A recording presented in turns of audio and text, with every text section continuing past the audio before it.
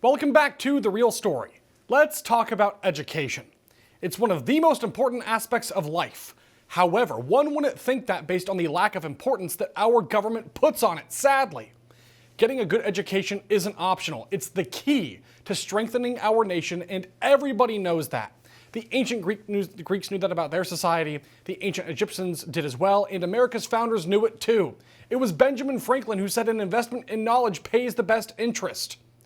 But despite this, our government routinely underinvests in education, and that's why we need more school choice in America to give our nation's students better options. And that brings us to National School Choice Week. National School Choice Week is officially underway, and this week isn't just a public awareness campaign, it is a mission. In an era where one-size-fits-all mandates prevent American students from achieving their full potential, it's more vital than ever before to showcase the different options that are available to them. And, equally importantly, to give parents the information they need to make one of the most important decisions they'll ever make: where to send their child to school. So folks, here's to National School Choice Week. Now here with his thoughts is Corey DeAngelis, Senior Fellow at Americans for Fair Treatment, and Tori Venable, Tennessee State Director of Americans for Prosperity. So Corey, starting with you, is 2026 the dawn of school choice? Yes, we have nationwide school choice coming to America thanks to Trump's big, beautiful bill. He included a provision that is a federal tax credit. And we've now just found out this morning that 20 states, the latest one being North Dakota's Governor Kelly Armstrong, have opted into the nationwide school choice program. Again, it's a federal tax credit that was included in the one big, beautiful bill. And Trump, it's promises made, promises kept. He ran on the issue of nationwide school choice. He ended up winning the parent vote by 9 points. And we even have one of the Democrat governors that came along, Jared Polis out of Colorado. He said that, quote, this was a no-brainer. And he said, quote, that he would be crazy not to participate because, as he points out, if he doesn't, he'd be shooting himself in the foot because this is basically free money. It's in a tax credit, it's donations. It doesn't take a single penny from your local public schools. And if you don't opt in, that means money could flow out of your state in the form of donations to other states that do opt in. So hopefully Jared Polis is just the first Democrat governor to come along. One of the first governors was actually Bill Lee out of Tennessee. So it was a great leadership from Tori's state too. Speaking of Tennessee, so Tori, perfect segue.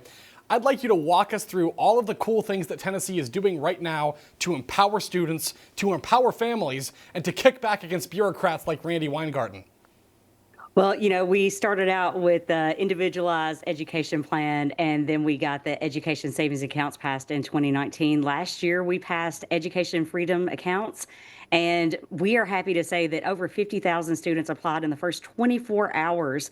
So while the application window has not closed, we are hoping to see the legislature drastically expand the program from 25,000 scholarships to hopefully 50,000 scholarships this year. We know the demand is there, and we know that Tennesseans want school choice. That's interesting. So a question for you, Tori, and Corey, I have the same thing for you, but when I look at the map of the 20 states that have opted into the plan, I think all but one or two are red states. I think that's very interesting, and Tori, I want to get your reaction to that. Well, blue states are going to fall behind, frankly.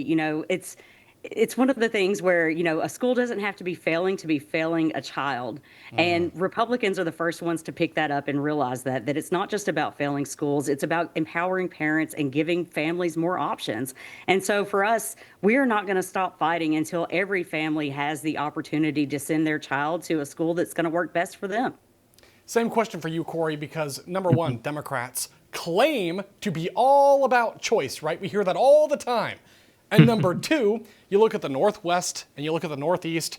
These are regions that are home to extremely fancy universities like Stanford, Yale, and Harvard, and yet they're fighting back against this plan. What does that tell you?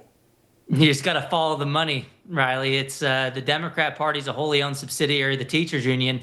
Randi Weingarten, who you just mentioned, she's the president of the American Federation of Teachers. She makes over $500,000 a year herself. All she does is rail against common sense, basic solutions for kids.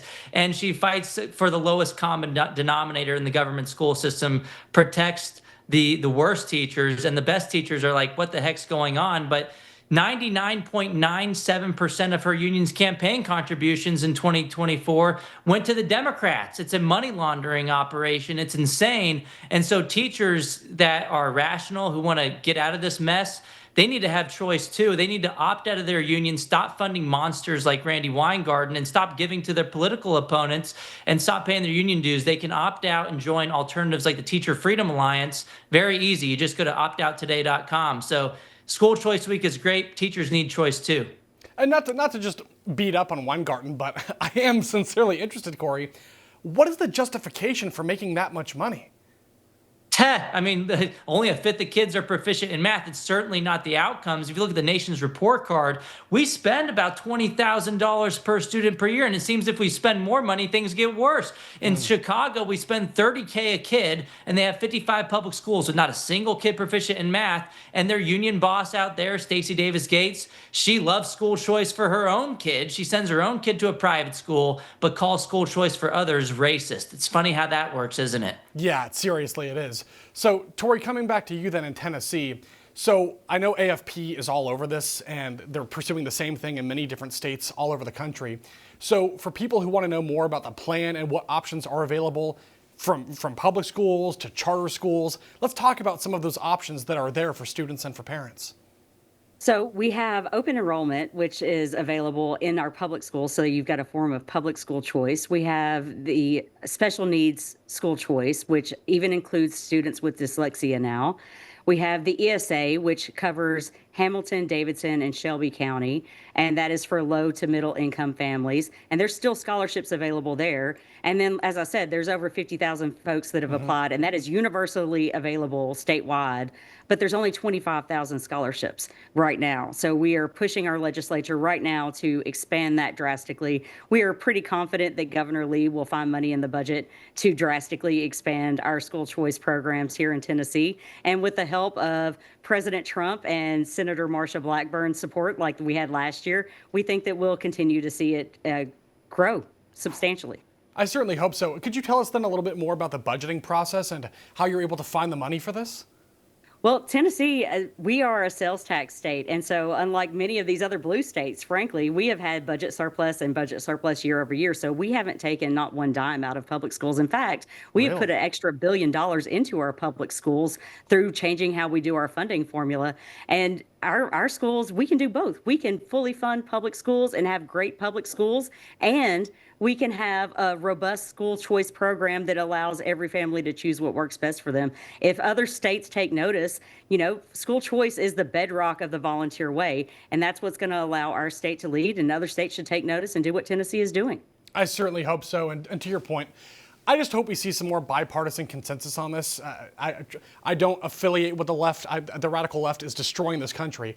That's obvious to me. However, if we could unite on one issue, children's education. What a great issue to actually bring the country together, because these are our future doctors, our future lawmakers, our future leaders, our future military members, and we should be investing in them. That's right. And look, if the Democrats start to figure out that if they lock arms, they can break free from the control of the teachers' unions once and for all. Jared Polis is the first domino to fall, but I think more Democrats will come along. School choice is a nonpartisan issue. Look at the polling. It's over and over again. We see this supermajority support among Republicans, Democrats, and independents. So if the Democrats are smart, they'll say, hey, look, we've lost our double-digit advantage on education that we've held for decades. Now Republicans are up on the issue of education. Trump beat Kamala Harris by several points on the issue of education. And that's not because he was fighting for the teachers' unions. No, he fought for school choice and sending education back to the states by abolishing the Department of Indoctrination. So Democrats, wake up. You can support parents too, and that'll pay dividends at the ballot box. But the Republicans are probably hoping that they continue to be the one party that does the right thing. Well said. We'll see what happens, but in the meantime, Corey, Tori, thank you so much for being here today. Thank you. Thank you. Coming right up, 26 people are charged in a global conspiracy to compromise the great game of college basketball, and we have the scoop. More details coming up.